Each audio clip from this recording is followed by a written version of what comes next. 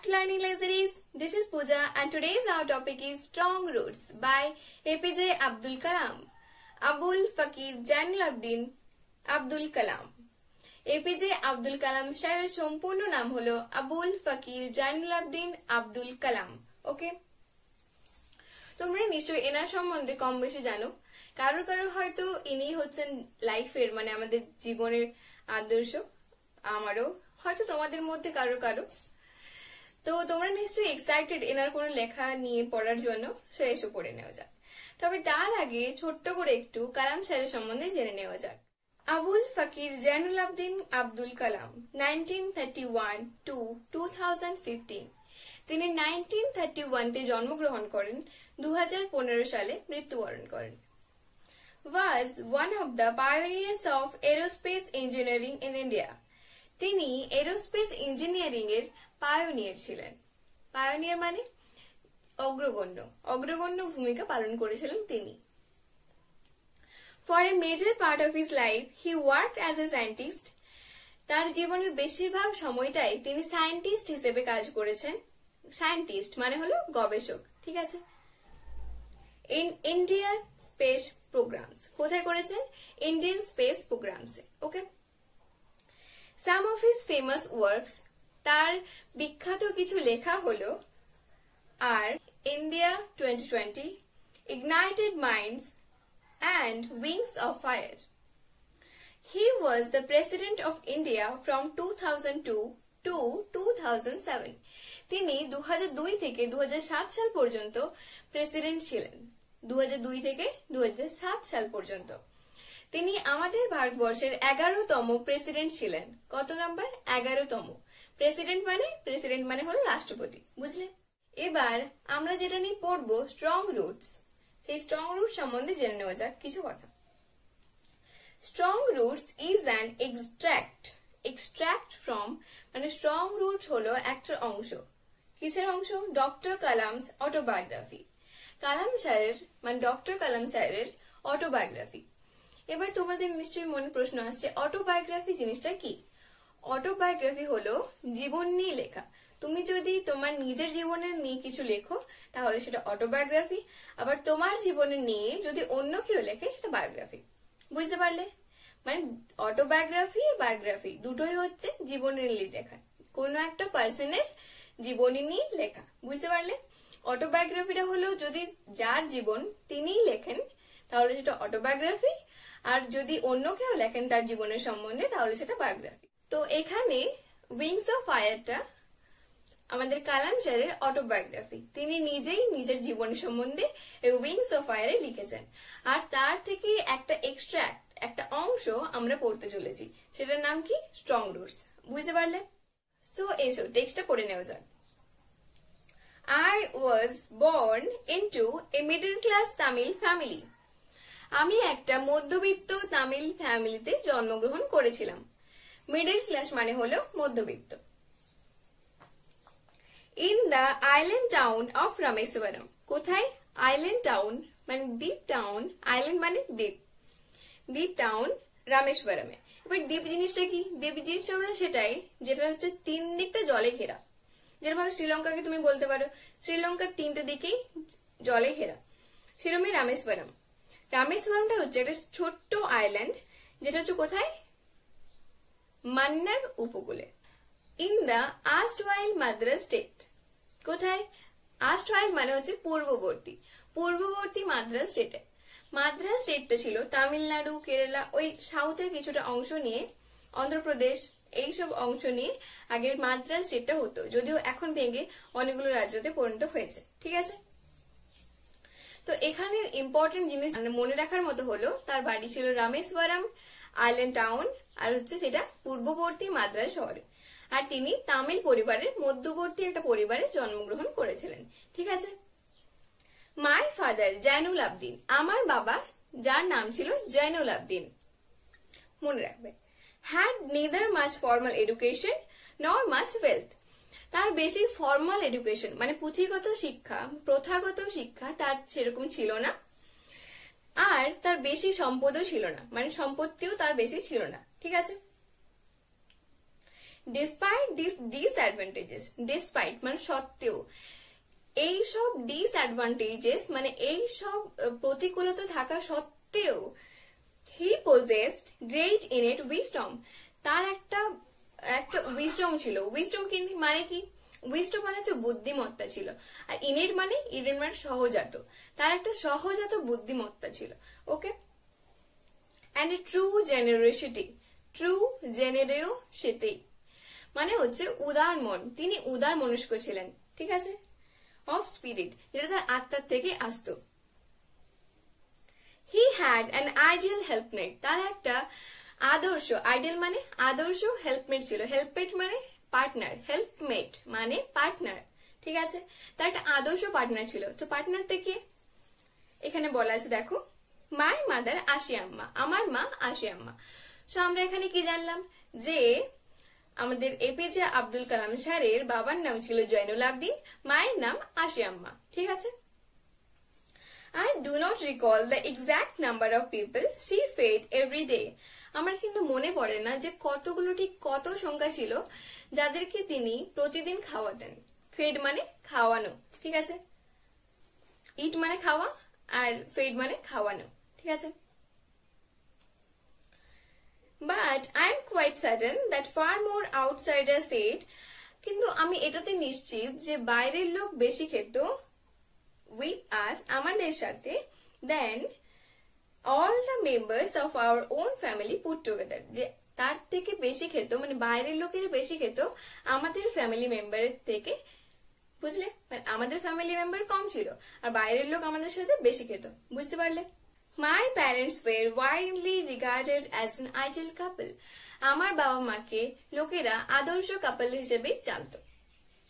My mother's lineage was the more distinguished, আমার মায়ের যে বংশ ছিল সেটা বেশি অভিজাত ছিল।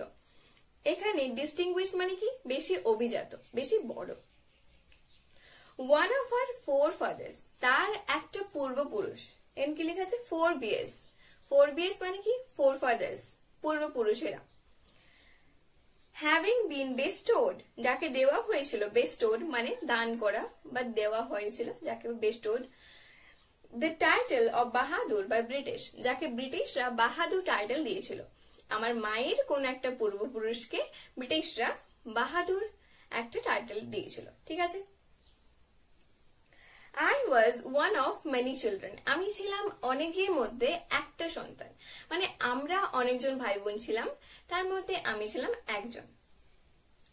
এই শর্ট বয়, আমি একটা ছোট্ট ছেলে with rather undistinguished look, যার দেখানোর মধ্যে, যার অ্যাপিয়ারেন্সের মধ্যে, যাকে দেখতে অন্যদের থেকে সেরকম কিছু আলাদা ছিল না, প্রায় সবার মতোই, ঠিক আছে, মানে সাধারণ একটা look. born to tall and handsome parents, কিন্তু আমার বাবা মারা খুব সুন্দর দেখতে ছিলেন আর দুজনেই খুব লম্বা ছিলেন, কিন্তু আমার হাইট শর্ট ছিল, ছোট ছিল। We lived in our ancestral house, আমরা কোথায় থাকতাম? আমাদের পুরনো বাড়িতে, ancestral মানে পুরনো, which was built in the middle of 19th century, যেটা 19 শতকের মাঝামাঝি সময়ে বানানো হয়েছিল। আমরা আমাদের পূর্বপুরুষের বানানো বাড়িতে থাকতাম, যেটা 19 শতকের মাঝামাঝি টাইমে বানানো হয়েছিল। কি দিয়ে বানানো হয়েছিল এটা পরের লাইনে জানবো। It was a fairly large পাক্কা হাউস, এটা অনেক বড় পাকা বাড়ি ছিল।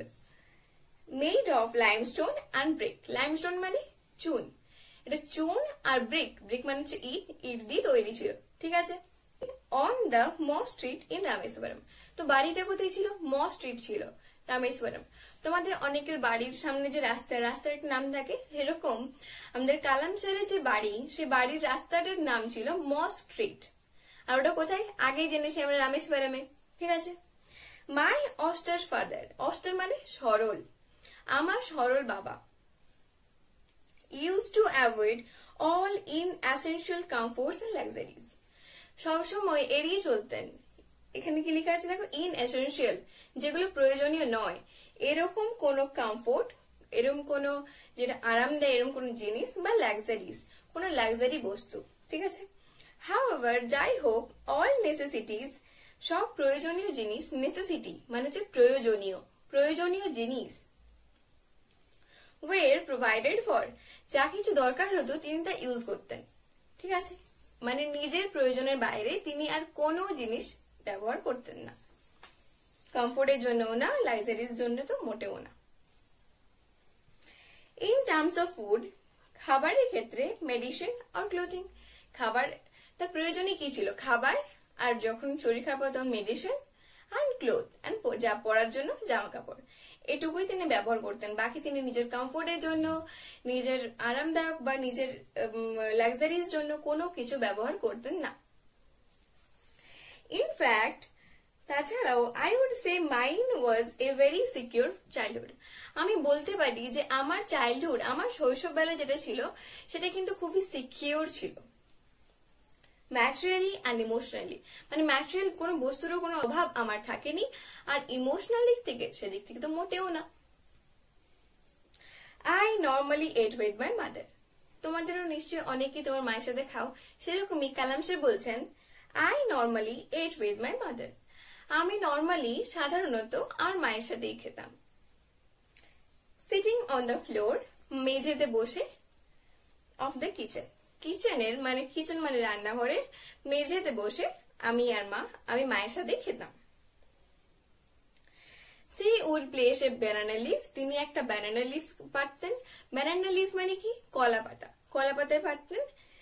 তারপর on which she then ladle rice, তারপর তিনি ল্যাডেল রাইস দিতেন, রাইস মানে ভাত, অ্যান্ড অ্যারোমেটিক সাম্বার দিতেন, সাম্বার হচ্ছে এক প্রকারের ডাল, তারপর তিনি ডাল দিতেন। A variety of sharp and homemade pickle, বাড়ির বানানো একটা আচার দিতেন। তোমরাও নিশ্চয়ই অনেকে আচার খেতে ভালোবাসো। হ্যাঁ, উনিও কিন্তু একটা তীক্ষ্ণ, মানে বেশি ঝাল, শার্প মানে হচ্ছে বেশি ঝাল, এরকম বেশি ঝাল আর হোমমেড বাড়ির বানানো পিকল, চাটনি দিতেন। And a dollop of fresh coconut chutney, আর একটু চাটনি দিতেন। কিস চাটনি? কোকোনাট চাটনি, নারকেল চাটনি দিতেন। দ্য শিবা টেম্পল, শিব মন্দিরটি, which made Rameswaram so famous to pilgrims, যেটা রামেশ্বরমকে পিলগ্রিমস, পিলগ্রিমস মানে যারা বাইরের থেকে ঘুরতে আসে ওখানে, পিলগ্রিমস, পিলগ্রিমসের কাছে খুব ফেমাস করে দিয়েছিল, জনপ্রিয় করে দিয়েছিল। was about a 10-minute walk from our house, মাত্র 10 মিনিটের রাস্তা ছিল সেই রামেশ্বরমের শিব মন্দির, যেটা খুবই ফেমাস ছিল কাদের কাছে? পিলগ্রিমসের কাছে। Our locality was predominantly Muslim, আমাদের যে লোকালিটিটা ছিল সেটা কিন্তু বেশিরভাগই মুসলিমরা থাকতো ওখানে। But there were quite a lot of Hindu families too, কিন্তু ওখানে বেশ কিছু হিন্দু ফ্যামিলিজও ছিল, মানে মুসলিমরাও থাকতো ওখানে, হিন্দুরাও থাকতো। Living amicably with their Muslim neighbors, ওখানে যারা হিন্দু ফ্যামিলির থাকতো তারা কিন্তু মুসলিম ফ্যামিলিদের সাথে বেশ বন্ধুত্বপূর্ণভাবেই টাইম কাটাতো। ঠিক আছে। There was a very old mosque in our locality, আমাদের লোকালিটিতে একটা পুরনো মস্ক ছিল, মস্ক মানে মসজিদ। Where my father would take me for evening prayers, যেখানে আমার বাবা প্রত্যেকদিন সন্ধ্যাবেলায় আমাকে নিয়ে যেতেন, কিসের জন্য? ইভিনিং প্রেয়ারের জন্য। I had not the faintest idea of the meaning of the Arabic prayers chanted, আমার কাছে কিন্তু ওই যে অ্যারাবিক প্রেয়ার্স, অ্যারাবিক যে প্রার্থনাগুলো যেটা ওরা উচ্চারণ করে, চ্যান্টেড মানে উচ্চারিত করা, উচ্চারণ করে, সেগুলোর খুব ভালো মানে ছিল না, আমি বুঝতে পারতাম না। But I was totally convinced that they reached God, কিন্তু আমি খুবই শিওর ছিলাম যে ওগুলো গডের কাছে পৌঁছয়। When my father came out of the mosque after the prayers, যখন আমার বাবা প্রেয়ার প্রার্থনা শেষ করে মস্কের বাইরে আসতেন, people of differently religions, people মানে মানুষজন, different religions আলাদা আলাদা রিলিজনের, আলাদা আলাদা জাতির, রিলিজন মানে জাতির, would be sitting outside, তারা বাইরে বসে থাকতেন, waiting for him, তার জন্য ওয়েট করতেন। Many of them offered bowls of water to my father, বেশিরভাগ জনই একটা বাউল অফ ওয়াটার, বাউল মানে বাটি, একটা জলের বাটি আমার বাবার সামনে ধরতেন। কেন? Who would dip his fingertips in them and say a prayer, তারপর আমার বাবা একটা আঙ্গুল ওটার মধ্যে ডোবাতেন আর তারপর একটা প্রার্থনা করতেন আবার, ঠিক আছে। This water was then carried home for invalids. তারপর সেই জলটা ওনারা যারা যে পিপলরা আসতেন তারা বাড়িতে নিয়ে যেতেন। কাদের জন্য? দুর্বল মানুষের জন্য, যারা শারীরিকভাবে অসুস্থ তাদের জন্য। ইনভ্যালিডস মানে যারা শারীরিকভাবে অসুস্থ পিপল, ঠিক আছে। I also remember people visiting our home to offer thanks. আমার এটাও মনে আছে যে মানুষেরা আমাদের বাড়িতে আসতেন বাবাকে ধন্যবাদ জানানোর জন্য। আফটার বিং কিউরড, কখন? যখন তারা সুস্থ হয়ে উঠতেন। কারা সুস্থ হয়ে উঠতেন? ওই ইনভ্যালিডসরা, যারা অসুস্থ ছিলেন। ফাদার অলওয়েজ স্মাইল, বাবা সবসময় একটু হাসতেন। অ্যান্ড আস্ক দেম, এবং তাদের বলতেন to thank Allah the merciful, আল্লাহকে থ্যাংক ইউ বলতে, আল্লাহকে ধন্যবাদ জানাতে, কারণ তিনি হচ্ছেন মার্সিফুল। মার্সিফুল মানে দয়াময়। The high priest of Rameswaram temple, high priest মানে হচ্ছে সর্ব উচ্চ প্রেস্ট, সব থেকে প্রেস্ট মানে হচ্ছে পুরোহিত। কোথাকার? রামেশ্বরম টেম্পল। রামেশ্বরম টেম্পল মানে সেই শিবা টেম্পল, ওকে। তার নাম কি লেখা আছে দেখো এখানে, পক্ষী Lakshmana Shastri was a very close friend of my father's. তো রামেশ্বরম টেম্পলের যিনি সর্বোচ্চ পুরোহিত ছিলেন তিনি আমার বাবার খুবই ক্লোজ ফ্রেন্ড ছিলেন। One of the most vivid memories of my early childhood is of the two men, each in traditional attire, discussing spiritual matters. আমার নিজের যে ছোটবেলার মানে আর্লি চাইল্ডহুডের প্রথমকার শুরুর দিকের চাইল্ডহুডের শৈশববেলার একটা ভালো মুহূর্ত যেটা আমার ভালোভাবে মনে আছে, ভিভিড মানে খুব ভালোভাবে মনে আছে, সেটা হচ্ছে ওই দুটো মানুষের। কোন দুটো মানুষের? আমার বাবার আর ওই পক্ষী লক্ষ্মণা শাস্ত্রী, এই দুজনের একসাথে বসে স্পিরিচুয়াল ম্যাটার মানে আধ্যাত্মিক ব্যাপার ডিসকাশন করা মানে আলোচনা করা, ঠিক আছে। ওনারা আলোচনা করতেন, সেটাই তার খুব ভালোভাবে মনে আছে। When I was old enough to ask question, যখন আমি একটু বড় হলাম, যখন আমি কোশ্চেন জিজ্ঞেস করতে পারি, I asked my father about the relevance of prayer. আমি আমার বাবাকে জিজ্ঞেস করলাম যে প্রেয়ারের রেলিভেন্স কি। রেলিভেন্স মানে গুরুত্ব কি, দরকার কি, ইম্পর্টেন্স কি, বুঝতে পারলে? প্রার্থনার ইম্পর্টেন্স কি? My father told me there was nothing mysterious about prayer. আমার বাবা আমাকে বললেন যে প্রেয়ারের সম্বন্ধে মিস্ট্রিয়াস মানে কি? মিস্ট্রিয়াস মানে অলৌকিক কিছু নেই, প্রেয়ারের সম্বন্ধে অলৌকিক কিছু নেই। Rather, prayer made possible a communication of the spirit between people. Prayer কি করে? দুটো মানুষের মধ্যে একটা কমিউনিকেশন করতে, কমিউনিকেশন কমিউনিটি মানে হচ্ছে দুজনকার মধ্যে যোগাযোগ গড়ে তোলেন, ঠিক আছে। When you pray, যখন তুমি প্রার্থনা করো, he said, তিনি বললেন, you transcend your body and তুমি তোমার বডি থেকে আরো আগে এগিয়ে যাও, তুমি নিজের থেকে বেরিয়ে তুমি আরো এগিয়ে যাও, and became a part of the cosmos. আর তারপর তুমি একটা কসমস মানে আমাদের যে মহাজগৎ মহাবিশ্বের একটা পার্ট হয়ে যাও। মানে যখন তুমি নিজের বডিকে ভুলে যাবে, নিজের পরিচয় ভুলে যাবে, যখন তুমি আমি থেকে আমরা হয়ে যাবে, তখন তুমি নিজের অস্তিত্ব ভুলে সেই মহাজাগতিক বিশ্বে মিলিয়ে যাবে। Which knows no division of wealth, যে জানবে না যে ধনী গরিবের মধ্যে পার্থক্য কি হয়, মানে সম্পদের নিয়ে পার্থক্য ঠিক কি হয়। এজ বয়সের মধ্যে পার্থক্য ঠিক কি হয়। কাস্ট অ্যান্ড ক্রিড, কাস্ট মানে জাতিভেদ প্রথাও সে জানবে না, আর ক্রিড লোভও সে জানবে না। My father could convey complex spiritual concepts in very simple down to earth Tamil. আমার বাবা সবাইকে মানে আমার বাবা স্পিরিচুয়াল আধ্যাত্মিক বিষয়গুলোকে খুব সহজ তামিল ভাষায় অনুবাদ করতে পারতেন। He once told me, তিনি একবার আমাকে বলেছিলেন, in his own time, তার নিজের সময়ে, in his own place, তার নিজের প্লেসে, তার নিজের যে জায়গা সেখানে, in what he really is, তিনি নিজে যেটা আজকে, and in the stage he has reached, যে স্টেজে যে জায়গায় তিনি আজকে পৌঁছেছেন,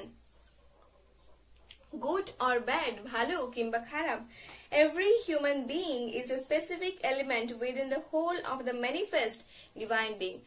প্রত্যেক সত্তা সে ভালো হোক বা খারাপ তার মধ্যে ভগবানের বাস থাকে, ঠিক আছে। তিনি এটাই বলেছিলেন।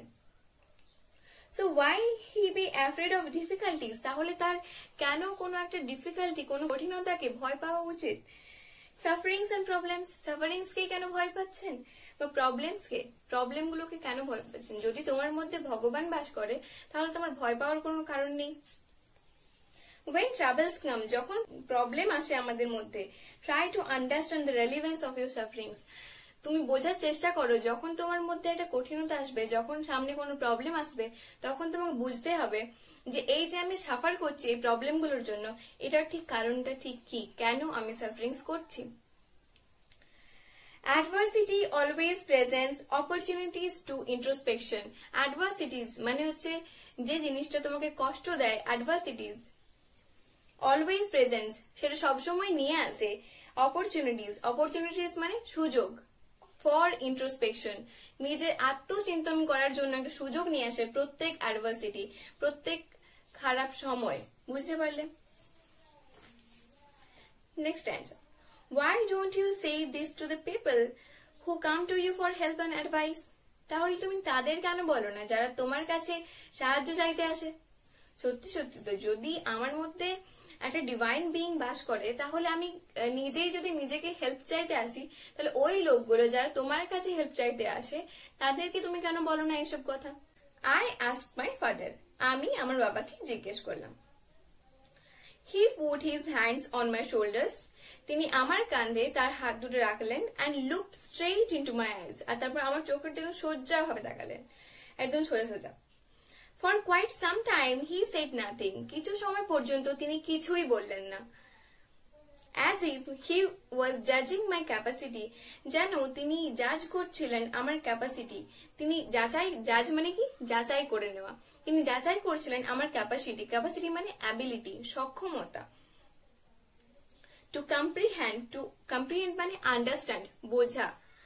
হিজ ওয়ার্ডস, তার ওয়ার্ডগুলো মানে তার কথাগুলো আমি বুঝতে পারবো কিনা তিনি যেন আমাকে যাচাই করে নিচ্ছিলেন।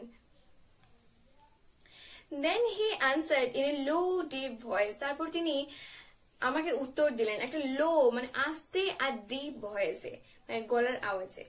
His answer filled me with a strange energy and enthusiasm, তার যে উত্তরটা, তিনি যে উত্তরটা আমাকে দিলেন সেটা আমাকে পরিপূর্ণ করে দিল কিসে? এনার্জি, একটা মানে আলাদা রকমের শক্তি, আর এনথুজিয়াজম মানে উদ্যমতাতে। ঠিক আছে? Whenever human beings find themselves alone, যখনই মানুষেরা নিজেকে একা ভাবতে শুরু করে, as a natural reaction, সহজাত প্রবৃত্তির দ্বারাই, they start looking for company, তারা তখন তাদের সঙ্গী খোঁজার চেষ্টা করে।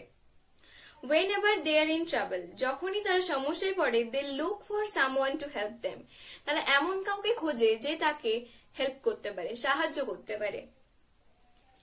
Whenever they reach an impasse, যখনই তারা একটা ইম্প্যাসে পৌঁছে, they look to someone to show them the way out, তারা এমন কাউকে খোঁজে যে তাকে রাস্তা বলে দেবে।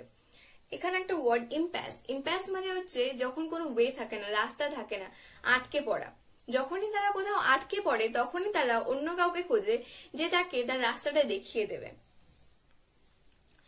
এভরি রেকারেন্ট অ্যাঙ্গুইশ, প্রত্যেক অ্যাঙ্গুইশের লঙ্গিং, ডিজায়ার, আকাঙ্ক্ষা, ইচ্ছে, find its own special helper, সবাই নিজের তার একটা আলাদা হেল্পার, সাহায্যকারীকে খুঁজে নেয়।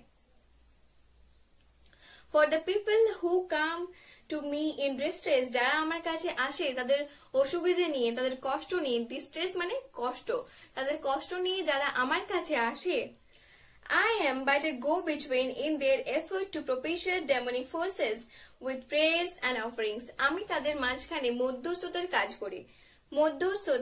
করি, to propitiate, তাদের মধ্যে তৈরি করতে ডেমনিক ফোর্সেসকে, তাদের নিজেদের মধ্যে ডেমনিক ফোর্সেস মানে এভিল শক্তি মানে খারাপ শক্তিকে সরিয়ে ভালো শক্তির আনয়ন করি আমি। কিসের সাহায্যে? With prayers and offerings. This is not a correct approach at all, এটা কিন্তু কখনোই একটা ভালো রাস্তা নয়। কোনটা ভালো রাস্তা নয়? এই যে আমি একটা মধ্যস্থতার কাজ করছি, ওদের নিজেদের মধ্যে খারাপ শক্তিটাকে হারিয়ে ভালো শক্তিটাকে জাগ্রত করা, মানে ওদের মধ্যে নেগেটিভিটিকে সরিয়ে পজিটিভিটি এনে দেওয়া, এটা কিন্তু কখনোই ভালো রাস্তা নয়। and should never be followed. এটা কিন্তু কখনোই ফলো করা উচিত নয়। One must understand, একজনের বোঝা উচিত the difference গুলো between a fear-ridden vision, একটা ভয় পাওয়া দৃষ্টি যেখানে তুমি ভয় পাচ্ছ দেখতে, and the vision that enables us, আর একটা দৃষ্টি যেটা আমাদেরকে নিজেদেরকে দেখতেই বারণ করছে, মানে সামনে কি আছে তুমি দেখছোই না, তার আগেই তুমি ভয় পেয়ে যাচ্ছ। The enemy of fulfillment, যেটা আমাদেরকে ফুলফিলমেন্ট করতে দেয় না within ourselves, আমাদের নিজেকে বলে যে তুমি নিজে পারফেক্ট না। ওকে, বুঝতে পারলে? দেখো এরপর নেক্সট প্যারা। I remember my father starting his day at 4 AM. আমার মনে আছে আমার বাবা তার দিনটা শুরু করতেন 4টার সময়, ভোর 4টার সময়। By reading the namaz before dawn. dawn মানে ভোরবেলা, ভোর হওয়ার আগেই তিনি তার নামাজ পড়ে নিতেন। After the নামাজ পড়ার পর he used to walk down to a small coconut grove. তারপর তিনি একটা ছোট্ট কোকোনাট গ্রোভ মানে একটা বাগান, উদ্যান বা একটা জঙ্গলও বলতে পারো তুমি, ঠিক আছে? ওখানে তিনি হেঁটে যেতেন। We owned, যেটা ছিল আমাদের, owned মানে আমাদের অধিকারে। About 4 miles from our home, যেটা আমাদের বাড়ি থেকে 4 মাইলস দূরে। কত মাইলস দূরে? 4 মাইলস দূরে, ঠিক আছে, মনে থাকবে।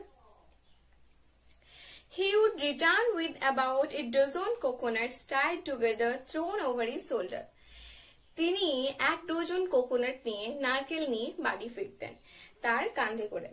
And only then would he have his breakfast. এবং তারপরেই তিনি নিজের ব্রেকফাস্ট করতেন। ব্রেকফাস্ট মানে সকালের খাবার তিনি খেতেন। This remained his routine even when he was in his late 60s. এটা তিনি তার লেট 60s পর্যন্ত, মানে 60 বছরের শেষের দিকে, মানে 69-70 এরকম বয়স পর্যন্ত তিনি এটাকে কন্টিনিউ করেছেন, চালিয়ে গেছেন। এতদিন পর্যন্ত তিনি সেই সকাল 4টার সময় উঠতেন আর এই রুটিনটা ফলো করতেন। বুঝতে পারলেন? I have throughout my life, আমি নিজের সম্পূর্ণ জীবনে try to emulate my father, আমার বাবাকে কপি করার চেষ্টা করেছি। emulate মানে কপি করা, বুঝতে পারলে? In my own world of science and technology, আমার নিজের সায়েন্স আর টেকনোলজির জগতে আমি আমার বাবাকে সবসময় ফলো করে এসেছি। I have endeavored to understand the fundamental truths revealed to me by my father. আমি সবসময় বোঝার চেষ্টা করতাম, সবসময় মনে রাখতাম আমার বাবা যে ট্রুথগুলো, যে সত্যগুলো আমাকে বলেছিলেন। And feel convinced that there exists a divine power that can lift one up from confusion, misery, melancholy and failure and guide one to one's true place. এবং সবসময় বিশ্বাস করতাম যে সেখানে কোথাও একটা ডিভাইন পাওয়ার, ঐশ্বরিক শক্তি আছে, যেটা আমাদের সবাইকে কনফিউশন থেকে, মিজারি মানে দুঃখ থেকে, মেলানকলি মানেও দুঃখ, আর ফেলিওর থেকে বাঁচিয়ে নেয় এবং আমাদেরকে গাইড করে ওয়ানস ট্রু প্লেস, আমাদের নিজের আসল জায়গা সেখানে যেতে আমাদের সবাইকে গাইড করেন তিনি, ঠিক আছে? বুঝতে পারলে? Now the last line. And once an individual severs his emotional and physical bond, আর একজন যখন বুঝতে পেরে যায় তার ইমোশনাল আর ফিজিক্যাল বন্ডগুলোকে, যখন সে আলাদা করে নেয়, লঙ্গিং গুলোকে, ফিজিক্যাল আর ইমোশনাল গুলো, he is on the road of to freedom. সে তখন তার রাস্তাতে চলে যায় যেখানে সে ফ্রিডম পেয়ে যায়, মুক্তি পেয়ে যায়, স্বাধীনতা পেয়ে যায়, হ্যাপিনেস পেয়ে যায়, সুখ পেয়ে যায়, খুশি পেয়ে যায়, and peace of mind, আর মনের শান্তি পেয়ে যায়। যখন কেউ নিজের ফিজিক্যাল ডিজায়ার, মানে তার বডির যে ডিজায়ার, ইচ্ছেগুলো আর মনের যে ইচ্ছেগুলো, এগুলোকে সাপ্রেস করতে পারে, নিজের অধিকারে নিয়ে আসতে পারে, তখন সে খুশি পায়, মনের শান্তি পায়, আর কি পায়? স্বাধীনতা পায়। তো আজকের জন্য এটুকুই। আশা করছি তোমরা খুব এনজয় করেছো এপিজে আব্দুল কালামের লেখা এই স্ট্রং রুটসটা, যেটা তার নিজের জীবনের অটোবায়োগ্রাফি। সো আজকের মতো এতটাই। Thank you, bye by.